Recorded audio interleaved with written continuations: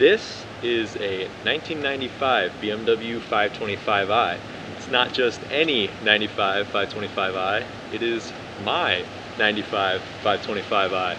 And Doug DeMuro impressions aside, this was my first BMW, the car that sort of got me into the collection that I now am privileged to have. I bought it in October of 2020, and it's been a fun journey since then. I'm just going to walk you through a couple of things around the car, and then we'll take it out for a spin and give some of my thoughts on it. So for the sake of 100% transparency and to tell a little bit more of the story of how I got this car, the original owner, not the original owner, the owner I bought it from, he was the second owner, but he had it parked in his driveway. It was his primary vehicle for a while before it was replaced with an E64 wagon. But the reason he ended up selling it is the fact that he kept backing into it. He had it sitting in his driveway. He had it covered, you know, he cared about the car, but it was an obstacle. And as you can see here, he backed square into the front fender, which I'm keeping an eye out for one. There's not many of these cars around where I live, and when they do pop up, they're overpriced, as many are. Speaking of price, this one was not overpriced. I worked a deal with the guy and got it for $1,650, which I don't think was too bad for a running, driving E34, even a 525i. It's a factory manual, which really adds quite a bit to the value in the current market. But all I had to do to get this car through inspection was replace the rear shocks, which was an incredibly straightforward job. It wasn't the easiest thing ever, but it wasn't difficult by any means. And that's another thing I really love about these cars. They're so easy to work on. They're a little bit overbuilt, but that gives you some of the quality of the car too. So I think it's worth the extra little bit of hassle. So being a 95 and a 525i model, this car has the M50 B25 TU. It is a Vanos motor. One of the first iterations of Vanos motors that BMW made, as far as I'm aware. There were several motor options available for this car. This is one of the smoothest, not the most powerful by any means. They make 189 horsepower, which is enough to get you around. It's nothing crazy, it's not going to blow your socks off. But I really love the motor. They're incredibly hardy motors. The only thing I've ever had to do to it is replace a temperature sensor. It's been entirely trouble-free. It's pretty incredible. I did do the valve cover gasket. Those are common ongoing on all BMW models as far as I'm concerned. But there's just something about this engine specifically that I just really love. It would be amazing if it made a little more power, but mated to the factory manual that this car has, it really is a lot of fun. So that's all I've got working from the outside of the car. I'll go ahead and set up the camera inside and we'll take it for a little drive, and I'll share some of my driving thoughts and any other little thoughts that I might have along the way. So yeah.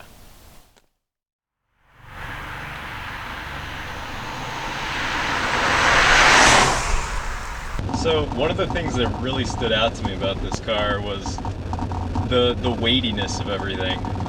The only other cars I had driven before this were some Subaru Outbacks, and it was like trying to relearn how to drive stick all over again. But it's a quality I really learned to love about these cars. 5 Series specifically seem to have this characteristic, but this more so than my E39 540. Everything just feels so mechanical. If you're directly attached to everything that's going on, I love it. It's that perfect balance of luxury and sportiness to where it's like, yeah, you feel like you're driving something big and heavy, but you can feel the road underneath of you. You can feel all your gear changes just clunking in. You know, you're having a certain level of awareness of everything that's going on, and it's not a traditionally sporty car, you know, with the weight and everything. But it's hard to put into words. It's an executive car that makes you feel like you can drive everywhere, like you're late to a business meeting.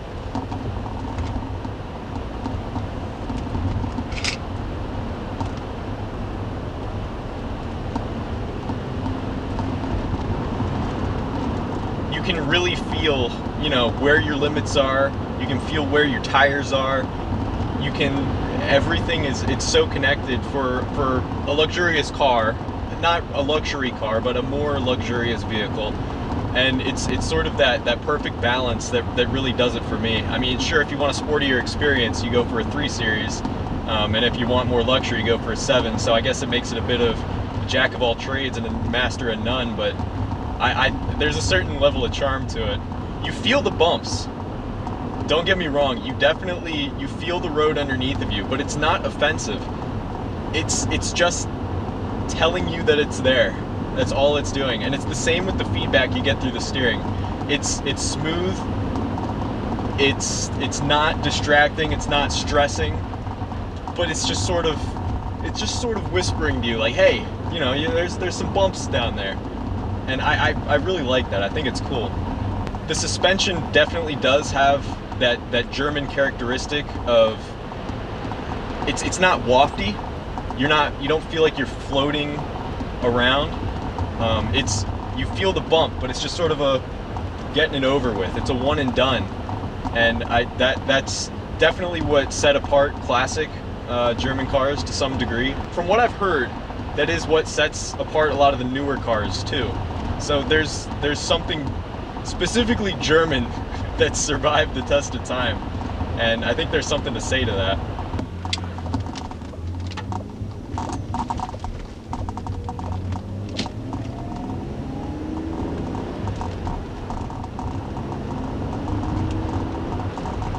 And I do always find myself having to remind myself the age and the amount of use this car has gotten, because it really is in great cosmetic condition for the mileage. Right now we're at 223,472, which is not low by any means, but it's also, honestly, for these engines, it's not high either. I've seen some for sale with upwards of 400,000 miles on them in the highest cases. You know, so this thing, it definitely has plenty of life left in it.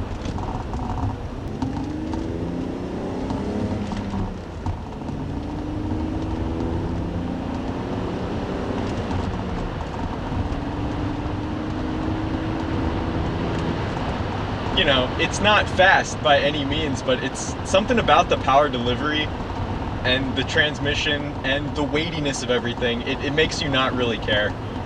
It really is a great place to be. It's an enjoyable car to drive, and I fell in love with the car, and you know, that's why I can't stop buying them. But I haven't quite been able to. They're all slightly different. I haven't been able to find the same charm in any of my other cars that this car seems to have. But that it might also have to be the fact that, you know, it was my first BMW. But it's something about the smell. It's the perfect age. It's something about the feel. It's all of that together. It really is a cool thing to drive. And, you know, for anyone that might be looking for one, I highly recommend any of them. Any motor, I don't care. You'll have fun with any of them, because they all have that connection that the E39 really lost. I will be completely honest. The E39 steering, it's more refined, don't get me wrong, but you don't feel as much as you feel through this steering. The biggest thing for me is the fly-by-wire, the electronic throttle. It just ruins the E39 for me. You miss out on so much, and being able to go between the two cars, it's like, sure, you get used to it and it's fine. You get to where your brain doesn't really process it anymore, but it's still, there's a latency to it, there's a disconnection to it, and it's like, sure, you can drive the car like that and you can have fun with the car like that, but you're missing out on your right foot being able to, you know, blip the throttle. You give it a little bit of gas, you nail downshifts. It's so natural. You feel confident, you feel like you're in control of the car. Everything does exactly what you expect it to do. And that's not really something that you get out of the E39 and other BMW chassis that I've driven that have electronic throttle. There's a learning curve to all those cars, is what I'm saying, that there really isn't with this. Now, the one thing I will recommend when getting one of these cars is to look for one with a limited slip differential. You know, goon shenanigans aside, it really does make a big difference in snow and rain. It makes the car incredibly predictable, and I think that's one of the big selling points for me personally.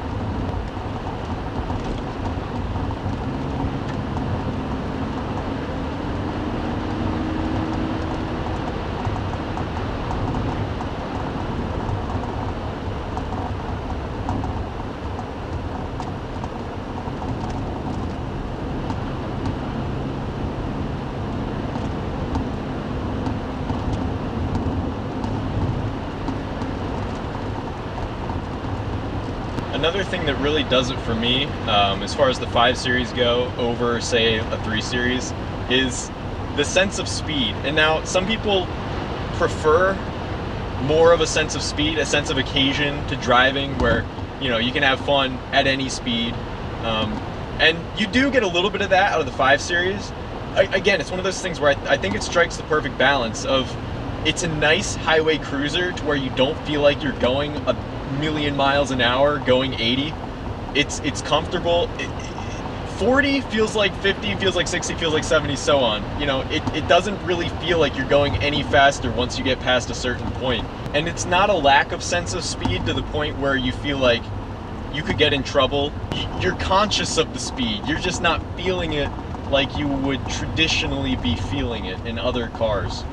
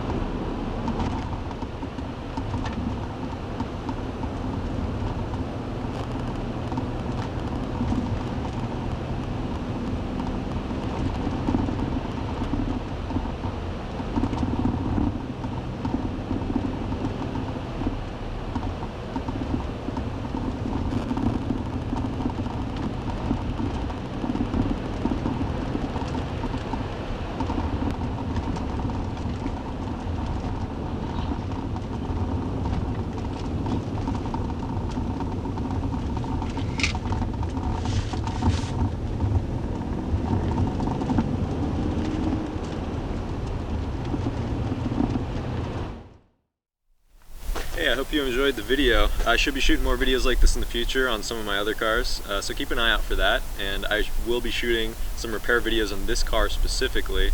I have front struts to get done, and hopefully that's the only repair video that'll be coming out on this car in a little while. But if you want to stick around for all that, feel free to subscribe. Be happy to have you along, and I'll see you in the next video.